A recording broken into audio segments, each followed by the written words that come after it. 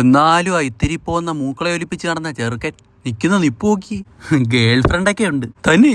എടോ ഭയങ്കര.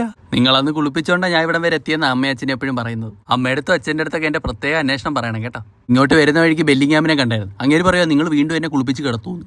നമ്മൾ തമ്മിലുള്ള ബന്ധം വല്ല അമ്മമാർക്കറിയോ? നീ അപ്പുറത്തേക്കുമ്പോ ഞാൻ ഒരു മയത്തിലേ കളിക്കത്തുള്ളൂ. പിന്നെ അല്ല.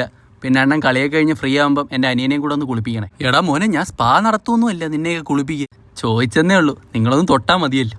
ശരി ശരി, കാണാം. നല്ലൊരു മനുഷ്യൻ. എന്തുവാടാ അങ്ങേരുമായിട്ട് സംസാരിച്ചത്? ഞങ്ങളിങ്ങനെ പഴയ ഓരോ കാര്യങ്ങൾ പറയായിരുന്നു. ഇന്നൊരു മയത്തിലെ കളിക്കത്തുള്ളൂ പ്രത്യേകം പറഞ്ഞിട്ടുണ്ട്. ആര്? അങ്ങേര്. അതങ്ങ് വിശ്വസിച്ച് എന്തേ? എടാ ഗ്രൗണ്ടിന് വെളിയിൽ അങ്ങേര് പാർത്ഥിപനായ മെസ്സി ആയിരിക്കും, പക്ഷെ ഗ്രൗണ്ടിനകത്ത് അങ്ങേര് ലിയോ. പോണ പേടിപ്പിക്കാതെ.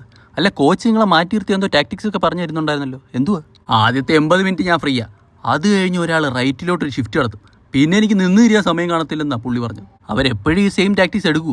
എടാ മോനെ, ഉത്തരം കിട്ടാത്ത ചോദ്യമാണത്. ഉത്തരം കിട്ടുന്നവരെ ചോദിച്ചോണ്ടേയിരിക്കും. ഉത്തരം കിട്ടിയാൽ മതിയായിരുന്നു. കിട്ടിയ കപ്പ് നമ്മുടെ ഇരിക്കും. ഇല്ലെങ്കിൽ ഇൻസ്റ്റയിൽ ഏറ്റവും കൂടുതൽ ലൈക്ക് കിട്ടുന്ന ഒരു പോസ്റ്റും കൂടി പോയ മുതലിടും.